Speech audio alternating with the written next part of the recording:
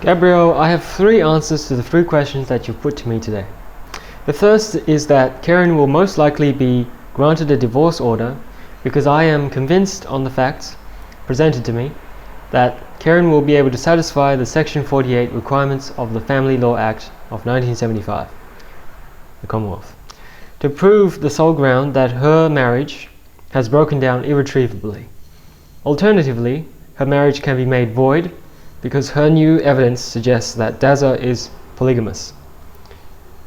Karen's nullified marriage will have the same rights as a divorce under the Act, and the application can begin immediately.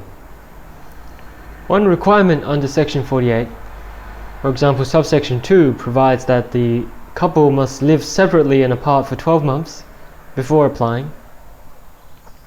Karen says they have been distant for the last 13 months or so, but also mentions a visit around the New Year holiday period. Luckily, under Section 50, subsection 1, the court can ignore that attempted cohabitation period if it's under 3 months, which it is, and just add the periods before and after it. It could be that only 1 year or less has passed since their separation, so care must be taken to add an extra day before filing any application.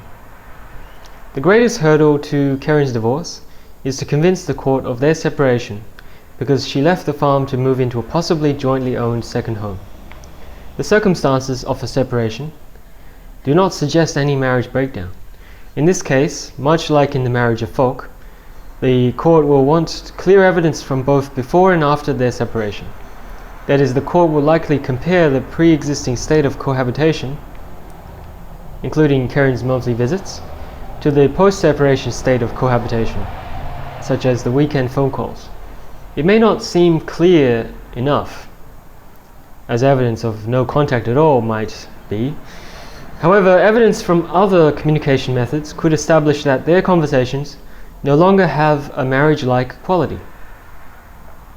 A couple separated internationally might limit calls to weekends, but here Karen and Daza would have called far more frequently if the marriage still existed.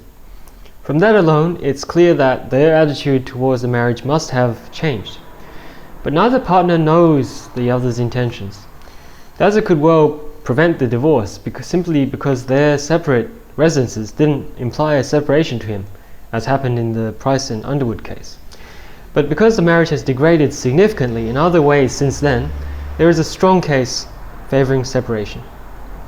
Turning now to the last sub-issue, there is simply no evidence pointing to a reasonable possibility of cohabitation resuming here. If Karen's reasons alone aren't convincing, allowing Daza to put forward his case will likely result in the same outcome. In practice, this aspect poses no problems, and on balance, it weighs in favour of a divorce.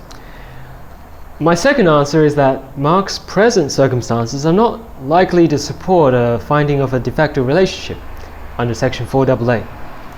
He's not legally married to or related to his girlfriend, but nor are they living together as a couple on a genuine domestic basis. Like the Jonah and White case, they keep separate households, their relationship is largely unknown to others, and their joint finances can be ignored. Shortening commute time rather than living as a couple is their real aim.